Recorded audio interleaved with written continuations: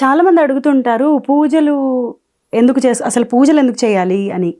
అంటే పూజలు దేవుడి కోసం చేస్తారా, మా కోసం చేసుకోవాలని అడుగుతుంటారు. ఎందుకు అలా? మీరు క్వశ్చన్ అడుగుతుంటే నాకు ఒక 2 రోజుల క్రితం జరిగిన ఒక చిన్న విషయం గుర్తొచ్చింది. నేను పూజకి వెళ్ళాను. జనరల్గా మేము పూజకి వెళ్ళిన చోట కొంతమంది, నేను పూజకి వెళ్తే అందరి సంగతి నాకు తెలియదు కానీ చాలా మంది పిల్లలు వాళ్ళ ఫ్రెండ్స్ని తీసుకొస్తుంటారు. అంటే అమెరికన్ పిల్లలు, నల్ల పిల్లలు, అంటే ఇక్కడ పుట్టి పెరిగిన పిల్లలు, వేరే మన రిలీజియస్ కాని పిల్లల్ని, హిందూ కాని పిల్లల్ని వాళ్ళ ఫ్రెండ్స్ని తెచ్చుకొని ఉంటారు. వచ్చినప్పుడు వాళ్ళు ఏదో క్వశ్చన్లు అడుగుతుంటారు. ఒక అబ్బాయితో క్వశ్చన్ అడిగాడు నన్ను, ఇది ఇంత ఇప్పుడు దేవుణ్ణి హ్యాపీ చేయడానికి ఇంత సెటప్, ఈ పూలు పండ్లు, ఇంత హడావుడి, ఇంత అవసరమా? సో ఇంత చేస్తే కానీ మీ దేవుడు పలకడా? కొంతమంది అంటుంటారు, అంటే పూజ చేయకపోతే దేవుడు కోపం వస్తుంది, దేవుడు అంటే మనం చేసుకోవాలి, పాపం తగులుతుంది, లేకపోతే ఇలా చాలా అంటుంటారు కదా. అవన్నీ లేదు, అసలు అవన్నీ అబద్ధం. అది చెప్పడానికి కారణం ఏంటంటే జస్ట్ మన చేత బలవంతంగా చేయించడానికి. చూడు, ఇప్పుడు మనం పిల్లలు ఏదైనా గొడవ చేస్తుంటే బూచోడు వస్తారంటాడు. నిజంగా బూచోడు ఉన్నాడా? వాడు వస్తాడా? కానీ పిల్లలకి మనం అది చెప్పి అన్ని తినిపిస్తాం, ఎందుకంటే వాడు తినాలి. మన కాన్సెప్ట్ ఏంటంటే వాడు పని చేయాలి తప్ప నిజంగా బూచోడు ఉన్నాడో పట్టుకుంటాడు. ఇది కూడా అంతే. నిజంగా పాపాలు అవి రావడం ఏమి ఉండవు. ఏ పని చేసినా మన కోసమే.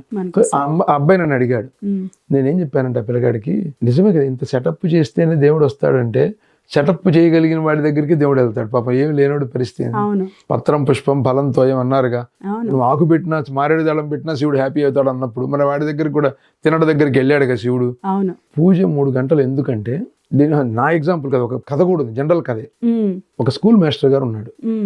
ఆ స్కూల్ మాస్టర్ గారికి ఆ చివరింట్లో డెడ్ ఎండ్ లో ఒక కలెక్టర్ గారి బంగళా ఉంది. ఈయన రిటైర్డ్ అయ్యాడు. రోజు ఆ పేపర్ ఇంటి ముందు కూర్చొని ఆ పేపర్ చదువుకుంటూ కూర్చున్నాడు. కలెక్టర్ గారి కారు వెళ్తుంది. ఆ వెళ్ళినప్పుడల్లా లేచి సార్ నమస్తే అంటున్నాడు. ఈయన మొహం కూడా చుట్టల్లా. ఆయన వెళ్ళిపోతున్నాడు. ఇలా ఒక 4 రోజులు గడిచిన వాళ్ళ ఆవిడంది, నువ్వు హెడ్ మాస్టర్ బాయా, రిటైర్డ్, పెద్ద పెద్దోళ్ళు నీ దగ్గరకు వస్తారు, నువ్వు గురువువి, ఆయన నీ మొహం కూడా చుట్టల్లా. ఏమే చూసినా చూడకపోయినా ఆయన కలెక్టర్ అంటే మన జిల్లాకి మొదటి మనిషి, పెద్ద వ్యక్తి, మనం గౌరవించాలి, మన బాధ్యత. చూడకపోవడం ఆయన ఇష్టం, దేవుడు మనం చూడకపోయినా దండం పెట్టడం నా బాధ్యత అన్నట్ట.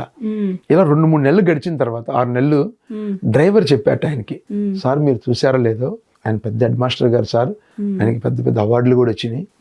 అలాంటి ఆయన రోజు దిగి మీరు వచ్చినప్పుడల్లా పోయేటప్పుడు బయట ఉంటే మాత్రం విష్ చేస్తున్నాడు సార్ అన్నట్టు. ఆయన ఆశ్చర్యపోయి ఒకరోజు చూసి అని వెళ్ళిపోయాట చెయ్యూపి. ఒక 15-20 రోజులు గడిచిన తర్వాత ఒక్క సెకండ్ కారు ఆపి అద్దం దింపి, మేషారు బాగున్నారా అన్నట్ట. 6 నెలల సంవత్సరం గడిచేటప్పటికి కారు ఆపి అరుగు మీద కూర్చొని ఆవిడ ఇచ్చి కాఫీ తెచ్చిచ్చేదట. ఇద్దరు టీయో కాఫీయో తాగి 10 నిమిషాలు మాట్లాడి వెళ్ళిపోయేవాట. ఇలా అయిపోయిన తర్వాత ఒక సంవత్సరం తర్వాత ఈయనకి కలెక్టర్ ఆఫీస్లో పని పడ్డది. కలెక్టర్ ఆఫీస్కి వెళ్ళాడు. వెళ్ళి కూర్చొని మీటింగ్లో ఉన్నారు సార్ కూర్చోండి అన్నట్ట. బయట ప్యూను కూర్చున్నాడు. సడన్ గా బయట మీటింగ్ లో ఉన్నాడు. ఆ డోర్ ఎవరో తలుపు తీసినప్పుడు ఆయనకి బయట ఉన్న మాస్టర్ గారు కనిపించాడు. అంత పెద్ద మీటింగ్ వదిలేసి గబగబా బయటకు వచ్చి, అయ్యయ్యో మేషారు, ఏంటి మేషారు మీరు ఇక్కడికి రావడం ఏంది, సాయంత్రం కలుస్తాం కదా మేషారు, నాకు చెప్పొచ్చుగా అన్నట్టు. లేదయ్యా నువ్వు బాధ్యత, ఇది నా కలెక్టర్తో పనుండి వచ్చాను, నా ఫ్రెండ్తోనో లేదా నా ఆత్మీయుడితోనో కాదు అన్నట్టు. అట్లా లేదు మాస్టర్ గారు, మీరు నాకు అన్ని, నేను మీకు అన్ని, కాబట్టి మీకు నాకు మధ్య వేరే లెవెల్ ఉంది ఇప్పుడు. సో అదేం లేదు, మీరు వెళ్ళిపోండి, సాయంత్రం మాట్లాడతాను, ఆ పేపర్ తీసుకొని పంపించేసేట. మనిషి అయినా దేవుడైనా నువ్వు రోజు కనిపిస్తేనే నీతో రిలేషన్ వస్తుంది. అంతే కదా. ఆ రిలేషన్ పెట్టుకోవటమే పూజ. రిలేషన్ పెట్టుకోవటమే రోజు పెట్టే దండం. ఆయనతో కూర్చొని పెట్టే మీటింగే ఈ పూజ.